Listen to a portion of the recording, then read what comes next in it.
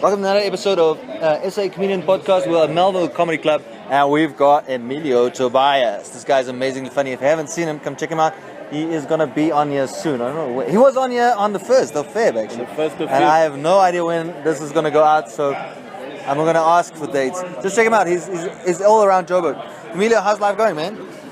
Life is okay. It's the beginning of February, so we're recovering from Jan. But things are looking good. Got a few bookings. My Instagram following is up by a bit. People are buying data. Follow me. I post all my Where can people follow you? Like at Emilio? Especially Instagram, Emilio Tobias _. Emilio Tobias _. Cool, bro. How would you describe your comedy? This is like fucking again. I mean, my own comedy. Yeah. I can describe what I want it to be and how far I am from getting there. Go, bro. This is fine. Like I want to speak the truth. I want to speak my perspective. I want people. All of us want to be understood. Yeah, it's true. We just want to be accepted somehow in life. So like I have this like unpopular opinions about many things. Yeah. And I just want to be able to articulate that and people to understand what I'm saying. That is so cool. As a comedian, you've got the voice. It's just the way that you do it sometimes. Yeah. And I feel extra happy when I make people laugh. It's nice when people laugh because of you. You just opened a little topic there, and this is becoming personal, guys. But is it kind of like difficult to do or to fit in as a comedian when you do these weird or these kind of stuff? Because I know as a one-liner, it does take a while. If I do like heavy dark jokes, which I haven't done in a while, it's like people go like, yeah, no, don't do it. And other comedians always try and define because you're different styles. From your point of view, what is that feels like? Do you get a pressure from other comedians? Do you feel that you're still evolving, or because the fitting in part is always going to be a bit of an issue? Yeah, it's tricky because we do want to be acknowledged and accepted by our peers. Yeah. And that input and that criticism is valuable in some way, but it's more important to know what you want, but also not to be so stubborn that you think like the first thing you think of or the ideas that you have are done when you have them. Yeah. You're gonna get influence from wherever, and it's your job to nitpick what is gonna make you a better comedian or a better person or better in whatever field you're in.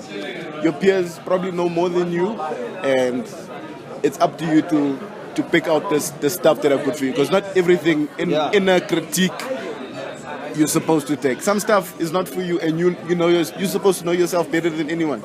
So another thing I like about Emilio's got a gag about his grannies. I'm going to give a gag. You guys have to come watch it. Now you have to come see this. This is one of my favorite gags. I know you have been asked by other comedians not to do that gag. Not exactly.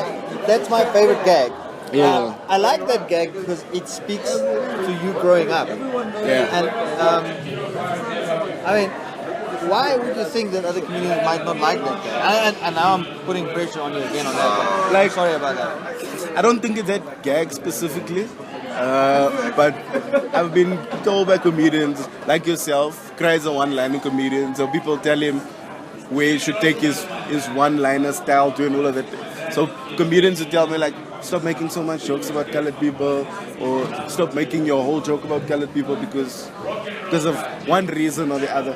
And they have their reasons for not doing colored jokes, but my colored jokes don't degrade colored people, and I'm in a position where I can show people a colored person they haven't seen before.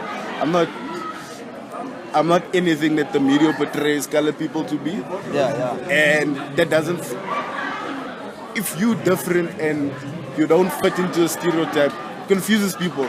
But it's about I'm not like a woke person, but it's about representation and people getting to see colored people who aren't violent, colored people who don't just talk about stabbing and missing teeth and all of that stuff.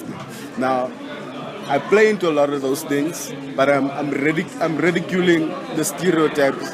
And I guess the point is the disadvantage of doing that is colored people are so different everywhere. Yeah. So if someone doesn't understand the context of my joke, then they lost for the rest of the show. But I don't believe that entirely.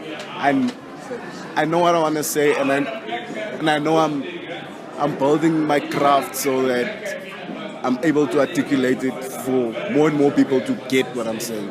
Yeah. Did you always thought you were going to be a comedian? Or was it- Yeah, I always knew I was gonna at least try it. I won't lie. And your parents, what do they think about it?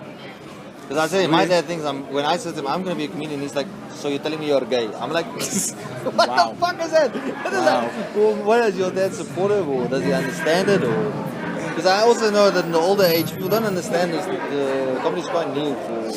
Like, I don't know.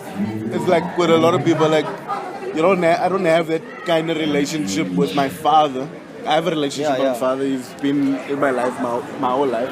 But in terms of like supporting me and not supporting me, like we don't have conversations that are that deep. So my father would tell other people how proud he is of me for certain things. He'll never say it to my face. So that type of thing. That is that vibe. So like you always hear people saying like, hey, your father's so proud. Your father's just like, my father said all of these things. Are you not confusing him for the guy down the street? I don't know.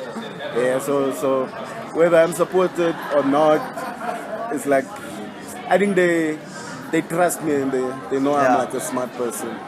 I'm not throwing my life away doing comedy. Do you do your day job as well? I think you do. I have a day job. That's where I make my primary income. But my heart's not there, so.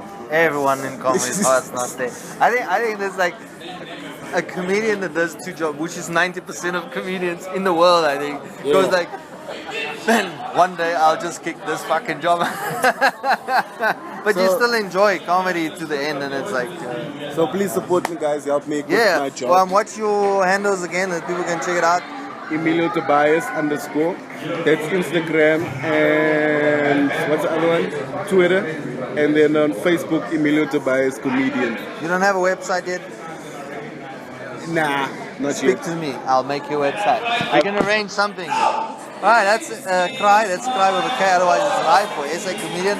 And that's was Emilio Tobias, one of my favorite comedians. Check him out. Cheers. Bye. Whoa. Cool, bro.